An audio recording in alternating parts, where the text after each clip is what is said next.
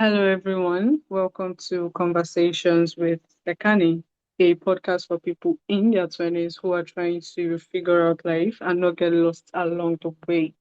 Today's guest is Morice, Coach Mabry, executive coach, leadership strategist, and creator of the SWAG framework. After personally battling imposter syndrome, self doubt, and burnout following a major career setback, Coach Mo rebuilt his confidence and turned that experience into a coaching framework designed to help high performance lead with clarity under pressure. Today, he leads a coaching and career development unit at the California Department of Justice, supporting hundreds of leaders while helping people master their inner game and stop second guessing themselves. Coach Mo, welcome to Conversations with Sekani. It's a pleasure to have you on. Thanks for having me. I'm excited to be here. All right. So, yes, I want you to take us back to your early years, basically. So, what was life like growing up for you? And what kind of environment shaped you early on? Yeah, growing up here in the Bay Area in California, um, I don't know, you just kind of go through life and just trying to figure things out, and you often don't know what you don't know, so you just kind of navigate. And I went to college and played football. And playing sports, playing football is what really taught me about leadership and how to just not start navigating myself. Because when you're playing sports, so many people, and particularly when you're a captain in sports, your teammates are often relying upon you for guidance and just to kind of model the way. So that's how I initially developed my leadership skills. But then as I graduated from college and progressed on into my profession, I got into, HR management, where I find myself to be a people-oriented type guy. And so I love just helping people learn how to get out of their own way. I did a lot of mentoring, counseling with young professionals, college students. So that kind of drove me into being a college professor, and then working pretty much kind of like full time throughout in HR, where I worked with employees and helping them develop and promote and staff development, leadership development. And then at night was a college professor, teaching business courses, marketing courses, and things like that. But that path has led me into executive coaching, where you know when you're trying to lead others, I firmly believe you have to learn to lead self first. Mm. And people are typically high, are, people that want to get into leadership, they're typically high performers, high achievers. But the aspect that they miss is leading others. You have to learn to lead yourself first. And what does that like really look like? And it's just understanding how to navigate the self-doubt, the imposter syndrome, the fear, the discouragement, the anger, the anxiety, the stress. How do you navigate that in the midst of trying to grow in your profession and trying to lead others? So I think you have to start to connect with self first. And ultimately, that's why I became a coach, is I'm an executive coach, leadership coach, all the same. But really teaching people how to self-regulate. And so that's where the SWAG framework comes in: self-awareness, why power, aligned action, and grit. And that's the internal trigger to help identify whether your swag is on or is off. And what I mean by that is wherever you are in your journey in life right now, right? There's moments where you feel hesitant and doubtful.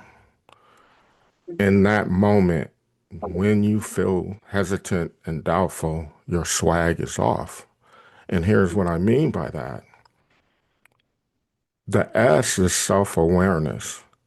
So when you're doubtful, that doubt is is so can be so big and so overwhelming that you're putting all your energy into that noise of the doubt. And you drift away not knowing that that inner critic is really present in that moment. And there's no self-awareness of that. So you're drifting.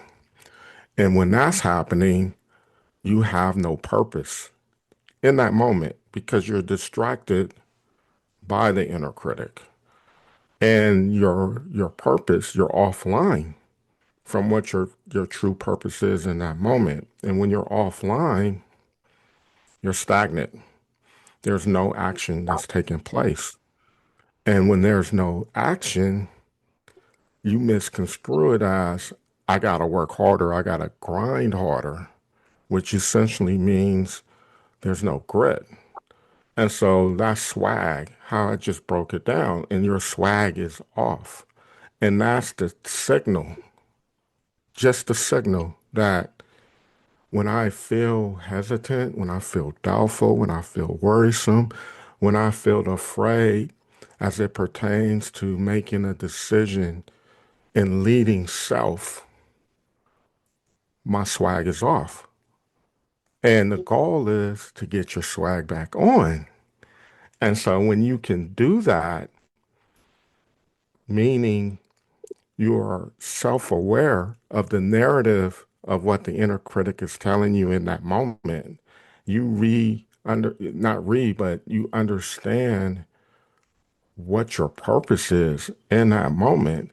And when you have purpose, you naturally align with an action, first step that you need to take. And with that first step, there's grit. The grit is the piece of not quitting on self, a la your swag is on. And so I really teach leaders how, not just leaders though, but anybody that I work with, how to recognize when your swag is off. And once your swag is off, that's the radar to get back in alignment. And it all comes back to leading self and consciousness around that. And so that's the work that I take a lot of pride in doing and building for leaders, new supervisors, um, anybody really that are open to working with me and listening to me. Right. Wow. Okay, so I was taking notes. The swag, you said self-awareness, wild power. I missed the A, but I got the G, which is grit, right? So can you tell us what the A means? The A is aligned action, and the Aligned G action. is grit. Great, right. All right. So yes, thank you, Maurice, for sharing this with us. And you mentioned inner critique, right? So I'm curious, what do you think are some practical ways people can actually quiet that inner critic and make clearer decisions? You know, it starts with the pause. And I Mm, love this analogy. I don't know how your audience is here, but I'm a big sports guy. So I love basketball. Football's my heart, mm, my soul. But for the sake of this analogy that I'm gonna paint, basketball like really comes to mind because you're playing in the game, right? And the game at times there's momentum switch shifting one way or the other. and it gets to the end of the game, and maybe the game is really close, and there's these pressure moments, right? Really pressure. It's tense, meaning that let's say that the home team is down by 2 points, less than a minute to go, and one of the top players get fouled, and they got to go to the free throw line to make two baskets to tie the game to help push this game into overtime. See, that's a lot of pressure in that moment, right? Unless you're, a superstar and you're used to these moments. But there's a conditioning process that you go through that helps prepare you for this moment, right? And your Right. question was, how do you make these decisions, under pressure and things like that? So where I'm going at is when a person is fouled in these high pressure moments in the game and they got to go to the free throw line, they pause, they pause, they visualize, they practice their form, and then they execute, right? And then they Mm. do it again. Whether they make it or miss, it doesn't matter. They condition themselves for this moment. And in that moment, they typically pause, reflect, visualize, practice the technique, typically really quick, the motion of how they're going to shoot the ball, and then they execute. So in real time, we may not be athletes or whatever, right? But in real time, we have to make decisions and things like that. That creates a lot of urgency. So the point of that analogy is to make clearer decisions, you got to learn to pause. That's it. Okay. When you pause, what does that do? You breathe, you gather yourself, you visualize what's the purpose in this moment that I'm trying to achieve? What's the goal? What's the next action that I need to take? And just try to reflect on that. And that's hard to do in real time, especially when you don't have the reps and practicing that. So this may sound kind of foreign to some people if this isn't a part of your rep, but I recommend trying the box breathing technique. It's 4 4 4 4 4, right? What that means is inhale for 4 seconds, pause for 4 seconds, exhale out for 4 seconds, and pause for 4 seconds. Repeat that cycle like 6 to 8 times, right? And go at it Mm. with a clear mind, no expectations, just try it, right? And when you come Mm. out of that, just imagine and see how you feel.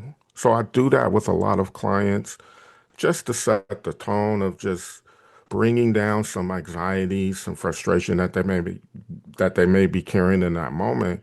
But what it does is it relaxes you, it calms you. And in that moment, when you're calm, relaxed, now you're approaching the decision from a state of responding versus reacting. There's a difference in the two. Reacting is typically emotion driven, right? Something triggers you and you feel you need to react. And your reaction is through the draining emotion that you may be feeling in that moment and causes the wrong decision. Whereas responding is more intentional, more strategic, and more awareness present in how you're going to approach the situation. So the pause helps you with responding versus reacting. And that's how you start getting clearer decisions or making Mm. clearer decisions. Wow. Right. Okay, I would say this is packed with a whole lot of insights that personally I'm taking notes of. And these are things that are really, really important, especially for, young people to help them navigate life, right? And if I'm to go through everything you said, you started with pause, right? I think that is very important, especially when you're under pressure, right? It helps you make clearer and more informed and aligned decisions, basically. So, you said pause, reflect, visualize, practice, and execute, right? Which is very, very important. And part of that pausing is you mentioned the box breathing, which is the 4-4-4 method. Right. So yes, these are really a whole lot of important insights that I think are very, very useful today. So thank you, Maurice, for sharing such with us today. And yes, I want us to talk about the future or the legacy you hope your coaching or leadership work would leave behind, right? So, what impact do you ultimately hope your coaching and leadership work leaves behind? Yeah, I believe firmly, when you're trying to lead self, number one, you have to be patient with self, Mm, right? That when you can be patient with self, there's so much awareness in that patience with self because you're thinking to be patient. And when mm, you're thinking to be patient, you you're dismissing the inner critic that's potentially trying to get in to create the tailspin of doubt, worry, fear. And the mm, patience is the first key that helps develop the self-awareness. So like when self-awareness is strongly present, you naturally start can think about what your purpose is. And that's the legacy right there within self for anybody. What is my purpose? And so we are in a society where there's just so much negativity. There's so much things moving so mm, fast, whether it's social media, whether it's politics, whether it's financial, it doesn't matter. Everything is moving so fast. And it becomes a distraction away mm, from what your purpose is, what your light is, what your North Star is, right? And we get mm, consumed by that. And while we're consumed, we're distracted. We're distracted from what's our core. And that's what we get away from. And when we're away from that, that's when the inner critic gets its loudest. And it makes you feel like I have no choice. I have to fill in the blank. But that's not true. It's not true. Not at all true. Because, you know, God put us on this earth with abilities that's that's untapped currently mm, all in all of us. We mm. just have to pause. We have to pause. And when we can pause, you regain your swag. Wow. Okay, Maurice. Like you said, we have to pause. While you were talking, I actually just paused and like try to self-reflect and stuff like that. So I was trying to think, am I, making informed decisions? I was just trying to apply the framework to my life basically. And I'm realizing a lot, right? That, I need to put in check. And like you said, a whole lot of people have so much potentials, right? All we have to do is just pause and reflect, basically. So yeah, thank you, Maurice. This has been such a powerful conversation. I know I I can't even wait to go and just think and reflect on everything, really. So yes, thank you, Morris. And finally, I want you to talk to someone out there. I know you've given us a whole lot of insights, but I believe you have more to give specifically to younger people who feel they feel under pressure, because you mentioned social media. I feel like that is one of the things that it has its good side, but it also comes with its bad side, right? It puts people under a lot of pressure, comparison, and a whole lot of things, right? So what advice would you have for young people who are basically trying to navigate life and just make better informed decisions, basically? Basically, start with learning to try to trust self, trust your intuition, because that's the signal that's trying to guide you in the right direction, and you have to have awareness to be able to listen to that intuition. Those are the signals that's trying to move you forward, and you just have to learn not to dismiss it and learn how you can trust it. And you learn to trust it through the pause of everything that I had mentioned earlier on. And when you can do that, you're taking, steps toward your own greatness. And just be patient with self and get the reps in with the pauses, and you'll start to see over time that shifts starts happening for you within certain areas of your life. But you just have to trust self. Mm. First self. Right. So Okay. Thank you. I can be Mm, found at Morice, Morice, Mabry, Mabry.com.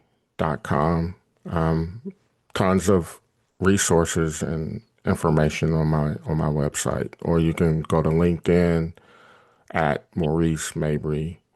And you can find me there too with a lot of this content of what I was talking about today.